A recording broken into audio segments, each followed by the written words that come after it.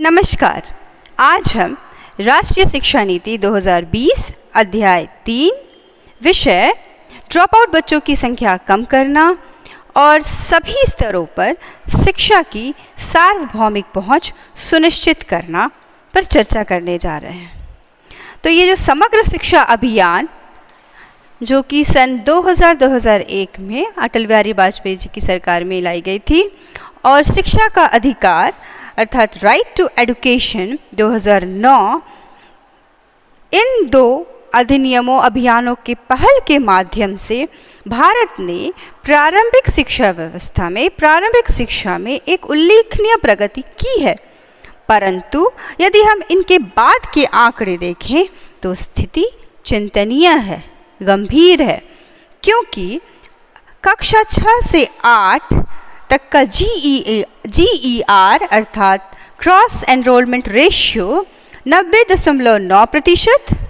कक्षा 9 से 10 का GER 79.3% और कक्षा 11-12 का GER अर्थात 56.5% है, जो कि चिंतनीय है क्योंकि यह प्रतिदिन जैसे जैसे कक्षाएं ऊपर जा रही हैं बच्चों का स्तर गिरता जा रहा है, नामांकन का स्तर गिरता जा रहा है, जो कि चिंता का विषय है। तो हमारी सबसे पहली प्राथमिकता होगी इस GER अर्थात क्रॉस एनरोलमेंट रेशियो के स्तर को सही करना, अर्थात यहाँ जो बच्चे विद्यालय छोड़ रहे हैं या विद्यालय में नामांकन नहीं ले पा रहे हैं उनको सुनिश्चित करना और इनके लिए कार्यरत होना। सन 2017 और 2018 में NSSO ने 75वें राउंड के एक सर्वे में NSSO अर्थात नेशनल सैंपल सर्वे ऑर्गेनाइजेशन ने अपने 75वें राउंड के एक सर्वे में बताया कि 6 वर्ष से 17 वर्ष के बच्चे जो कि विद्यालय नहीं जाते हैं उनकी 3.22 करोड़ उसकी संख्या है। जो बच्चे 6 वर्ष से 17 वर्ष विद्यालय नहीं जा पाते उनकी संख्या है 3.22 करोड़ अर्थात 3 करोड़ 22 लाख बच्चे विद्यालय नहीं जा पाते हैं 6 वर्ष से 17 वर्ष की आयु तक के। तो हमारी प्राथमिकता यह है कि हम ये बच्चे जो 6 वर्ष से 17 वर्ष के बीच के बच्चे हैं जो विद्यालय नहीं आ पा रहे हैं इन्हें विद्यालय की ओर इनका रुख करें, इन्हें विद्यालय की तरफ इनका रुझान करें और यह ध्यान रखें, यह सुनिश्चित करें कि ये बच्चे विद्यालय आएं, विद्यालय आकर अपना नामांकन कराएं। राष्ट्रीय शिक्षा नीति का यह लक्ष्य है कि 2030 तक प्री स्कूल माध्यमिक स्तर, प्री स्कूल से माध्यमिक स्तर तक सकल नामांकन अनुपात जो है वह 100% कर लिया जाए। तो यह लक्ष्य प्राप्त करने के लिए हमें कुछ पहल करने होंगे। तो जो हमारा सबसे पहला पहल है वह है प्रभावी बुनियादी ढांचा निर्मित करना, प्रभावी भी आकर्षक भी, जो कि सभी स्तरों के बच्चों को, सभी कक्षाओं के बच्चों को विद्यालय की ओर आकर्षित करें और उन्हें सुरक्षा प्रदान करें। विद्यालय का ढांचा आकर्षित हो, साथ ही साथ सुरक्षित भी हो,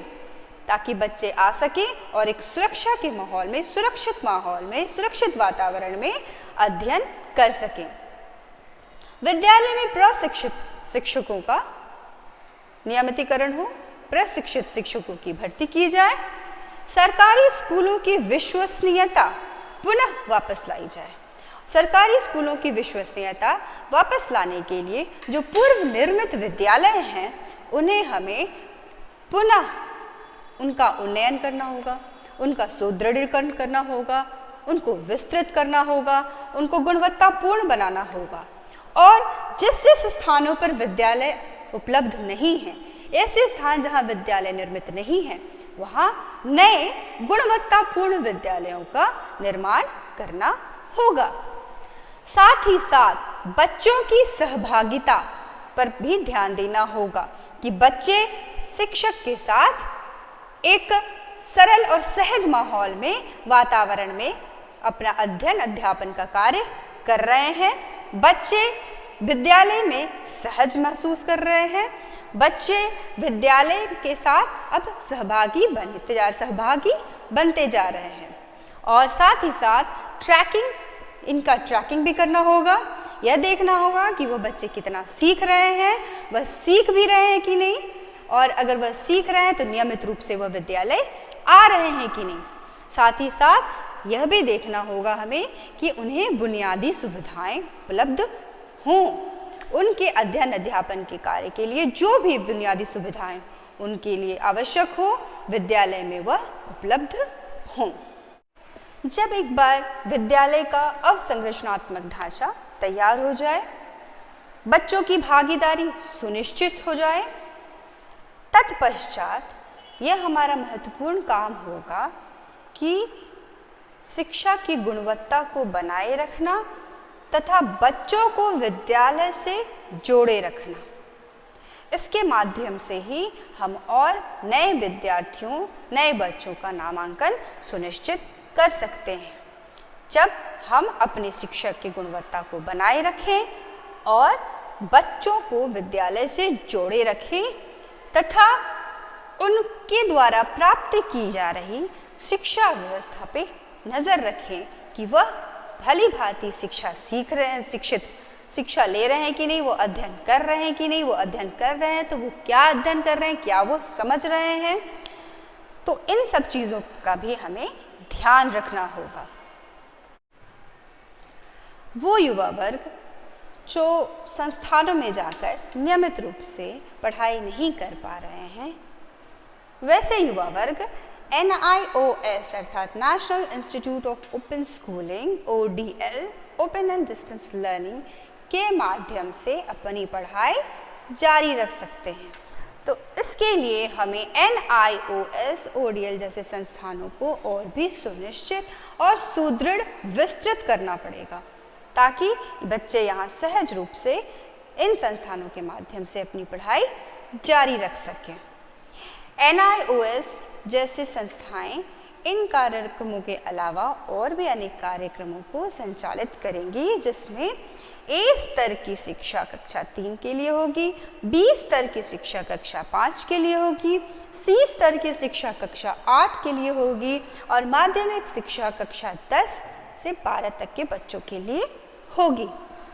तो इस प्रकार से NIOS युवा वर्ग के बच्चों की सहायता कर सकते हैं, उन्हें शिक्षित कर सकते हैं। इसके लिए राज्य सरकारों को भी प्रोत्साहित किया जाएगा कि वह अपने राज्यों में SIOS अर्थात state institute of open schooling जैसे संस्थाओं को और भी विस्तृत, सुदृढ़ और निर्मित करें, नई संस्थानों का निर्माण करें और गुणवत्ता निर्माण करें ताकि बच्चे वहां आकर अपने शिक्षा को जारी रख सकें, नियमित रूप से अपनी पढ़ाई जारी रख सकें। परंतु अगर इन शिक्षा व्यवस्था की सारी बात हो जाती है, अगर बच्चे विद्यालय नियमित रूप से आने लगते हैं, बच्चे विद्यालय में नामांकन उनका पुनः विस्तृत रूप से होने लगता है, उसके बाद आवश्यकता होती है कि बच्चों का जुड़ाव रहे विद्यालय से। इसके लिए हमें गुणवत्ता शिक्षा तो चाहिए ही, साथ ही साथ हमें ऐसे शिक्षक की आवश्यकता होगी, प्रशिक्षित शिक्षक की, जो कि स्थानीय भाषाओं, क्षेत्रीय भाषाओं का ज्ञान भी रखते हो, और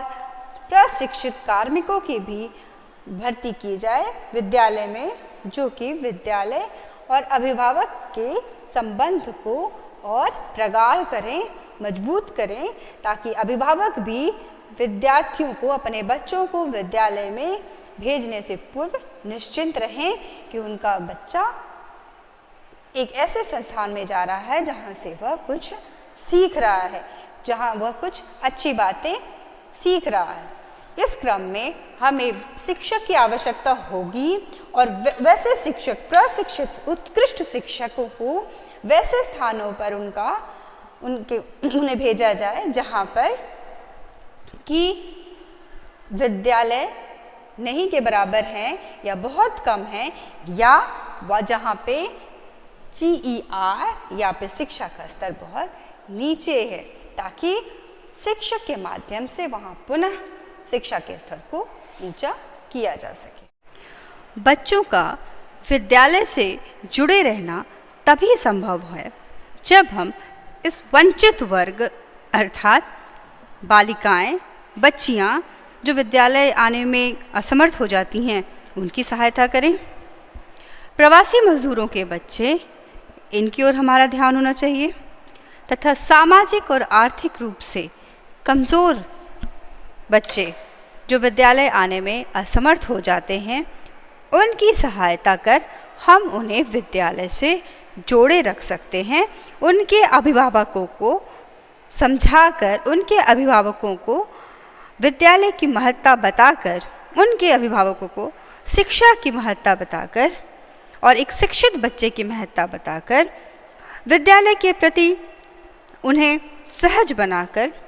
विद्यालय के प्रति उनका विश्वास जगाकर हम इन बच्चों को विद्यालय से जोड़े रख सकते हैं। सरकारी और गैर सरकारी विद्यालयों के लिए, गैर सरकारी संस्थानों के लिए विद्यालय के निर्माण संबंधी नियमों को सरल किया जाए, सहज किया जाए, ताकि अधिक से अधिक विद्यालयों का निर्माण हो सके, अधिक से अधिक विद्यार्थी विद्यालय आ सकें। बच्चों के अधिगम में सुधार के लिए प्रत्येक बच्चों की ट्यूटरिंग आवश्यक है, उनके लिए अलग से कक्षाएं निर्धारित करना आवश्यक है और हर वो मदद जो एक बच्चे को पीछे रख रही है, समझने में उन्हें पढ़ाई समझने में तकलीफ़ दे रही है, असहज महसूस करा रही है, उनके उन तकलीफ़ों का निदान करना और हर उस बिंदु पर ध्यान देना जिसमें एक बच्चा असहज है या पीछे है। इसके लिए हमें साक्षर स्वयंसेवकों, सेवानिवृत्त वैज्ञानिकों, सरकारी, अर्ध सरकारी कर्मचारियों, भूतपूर्व विद्यार्थियों, शिक्षाविदों का एक डेटाबेस तैयार करना पड़ेगा। डेटाबेस तैयार करने के उपरांत इनकी सेवाएं शिक्षा प्रणाली व्यवस्था में ली जा सकेंगी। इनकी सेवाएं शिक्षा प्रणाली में गुणवत्ता संवर्धन के लिए ली जा सकेंगी और संयुक्त प्रयास के द्वारा ही हम ड्रॉप आउट बच्चों की संख्या कम और सभी स्तरों पर शिक्षा की सार्वभौमिक पहुंच सुनिश्चित कर सकते हैं। धन्यवाद। जय हिंद।